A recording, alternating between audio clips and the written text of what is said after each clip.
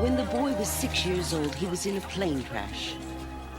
Apparently, it was a terrible accident in which most of the passengers were killed. I've heard that even those who were rescued died soon afterwards from their injuries. There were no survivors except for this boy and a girl who happened to be in the seat next to him. The lives of these two children were amazingly spared. However, the girl was in a coma and never regained consciousness. As for the boy, he was completely paralyzed except for his left arm. When the boy's injuries had healed, he suddenly became aware of his situation and the effects the crash had had on his life, such as the fact that his parents who were aboard the plane with him were dead, and why it was that his distant relatives who so thoughtfully came to visit him at first quickly began distancing themselves from him. It was difficult for the lad to accept all this in his young mind, but he tried as best he could.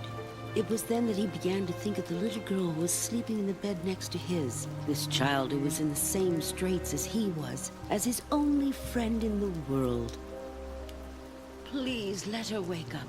He prayed that again and again as he painstakingly continued to fold paper cranes with his one good hand. But then... something happened to the girl, didn't it? A while later, the poor girl's condition took a sudden turn for the worse. BP 60, no diastolic. Give her 1 unit each of lidocaine and epi. I can't get an ECF reading. BP's down to 40. Prep the OR. Stat! The next morning, the boy asked what had happened to the girl. He was told that she had gone far away.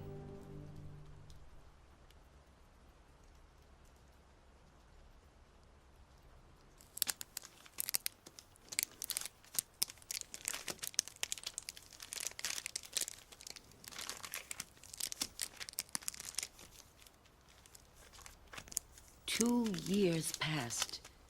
During that time, the boy spoke to no one. He simply spent his days silently folding pieces of paper into cranes.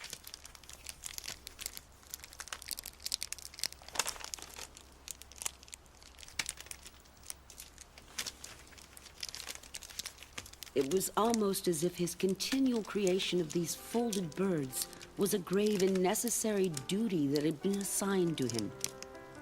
Did he say anything today? Just that he wanted some white paper. Then one day, when all the legal proceedings and whatnot from the crash were finally over, a relative of the boy arrived with a young doctor. This is what they said to the boy. We came here to offer you something. If you're interested, there's a procedure that will allow us to completely replace your paralyzed body. Are you brave enough to give it a try? If it goes as planned, you'll be able to live a normal life, just like you used to. The boy didn't answer. He said nothing. But it wasn't because the boy lacked courage, not in the least. Do you know why? It was because the boy had no incentive, no desire to return to his old normal life. After all, the boy no longer had an interest in anything at this point, except for making his origami cranes. And so eventually the adults around him gave up trying to talk him into it. The boy simply would not be persuaded. But there was one person, a little girl who gave him the nudge that he needed to open up. That's who the girl is. Yes. She was about the same age as the boy and had already successfully undergone the full prosthetics procedure. I imagine that the young doctor introduced the two of them as a last resort to convince the boy to at least consider having the same treatment. It seems that the little girl came to visit the boy at the hospital every day. She was a cheerful, energetic child. It must have been very difficult for her to become used to a full prosthetic body. Yet in spite of that, she never uttered a single word of complaint about it to the boy. In fact, when the topic came up, she even recommended that the boy get a full prosthetic body as well.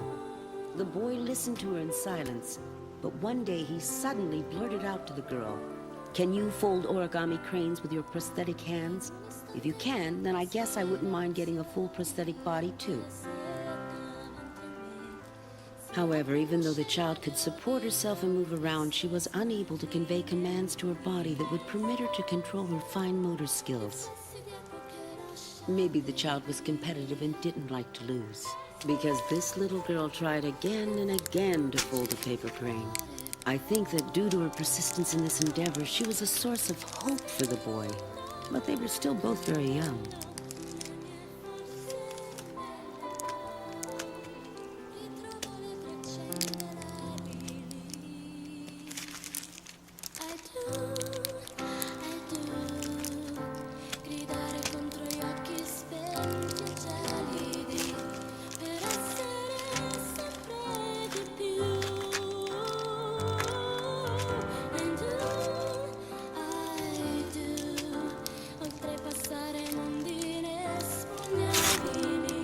The boy became dejected by our failures and said, "If I won't be able to make folded cranes for the girl who died, then I'm fine with staying just the way I am." After that day, the boy never saw the girl again. She left, telling him, "I'm going to practice making origami cranes so that I can fold them for you someday, okay?" Yes, she was the girl who'd been injured in the crash with him, the one who he thought had died. Why didn't she tell the boy this? You're undoubtedly wondering. I don't know, but she must have had a very pressing reason not to. But that day, the boy made up his mind. He decided to get a prosthetic body, too. He also swore to himself that he would go and see the girl who had vanished from the hospital.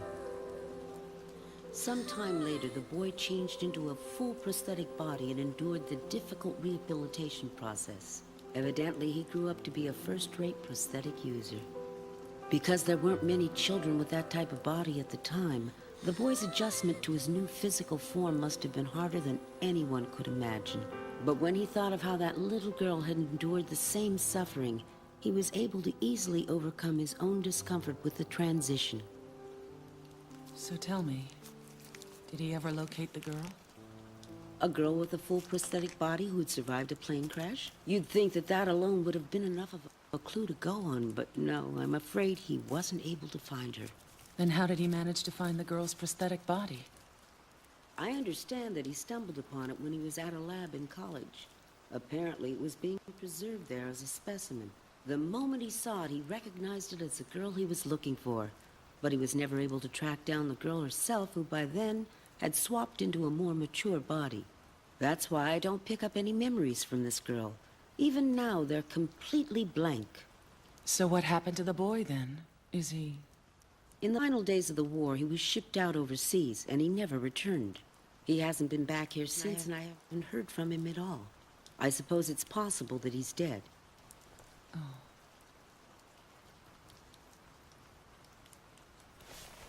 Thanks for telling me the story. I'll bet that even now, that girl is still searching for the first boy she ever loved. The first boy she ever loved?